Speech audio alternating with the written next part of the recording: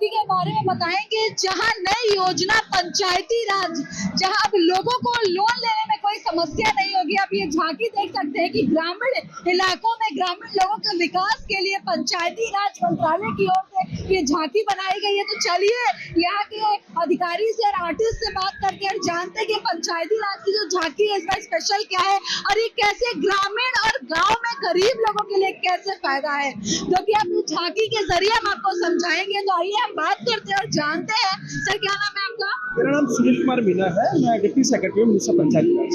ये मैं बात करूँ थीम का, जो इस बार झांकी दिखाई जाएगी कर्तव्य पथ पर 26 जनवरी को, क्या है स्पेशल इस झांकी? स्पेशल झांकी में यह है कि पहली बार इंडिया में ड्रोन के थ्रू सर्वे हो रहा है। जो रूरल इनहेबिटेड एरियाज है उसका फर्स्ट टाइम ये सर्वे हुआ है। देखिए ड्रोन लगा हुआ है, एक बार मैं कैमरामैन को बोलूंगी ऊपर की, ये जो ड्रोन लगा हुआ है ये घर की सर्वे करेगी, जिस घर जो रूरल एरिया है उसका सर्वे करेंगे, उसके बेस पर ये मैप बनाते हैं, उस इमेजरी के बेस पर प्रॉपर्टी कार्ड इश्यू करते हैं और उस प्रॉपर्टी कार्ड के बेस पर जैसे तो प्रॉपर्टी का जो डिस्प्यूट वगैरह है वो रिजॉल्व हो जाते हैं।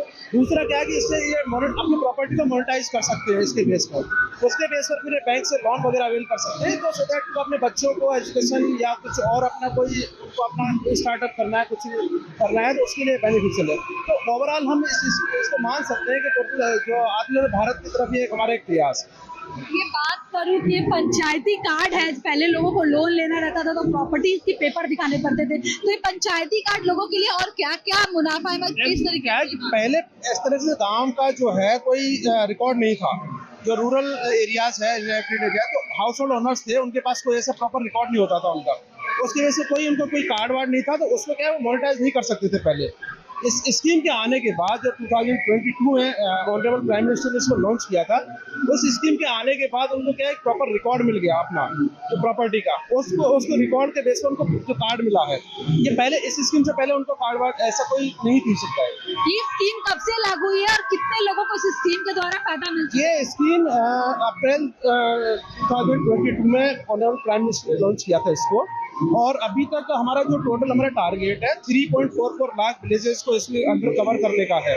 तो अभी हमारा 3.29 जो लैक्स है 29 लाख जो विलेजेस है उसमें ड्रोन सर्वे हो चुका है, और करीबन 1,83,000 विलेजेस में प्रॉपर्टी कार्ड डिस्ट्रीब्यूट हो चुके हैं, और मोर देन 3 करोड़ के आसपास में प्रॉपर्टी कार्ड प्रिपेयर कर चुके हैं। कितने राज्यों में लागू हो चुका है ये 31 स्टेट और यूटीज में है, लागू हो चुका है लोगों को प्रॉपर्टी कार्ड? यस। ड्रोन के जरिए सर्वे करवा के अब जी ड्रोन के थ्रू इसमें सर्वे होता है, सर्वे के बेस पर फिर जो स्टेट गवर्नमेंट इसको ग्राउंड ट्रूथिंग करता है और उसके बाद फिर प्रॉपर्टी कार्ड इश्यू होता है।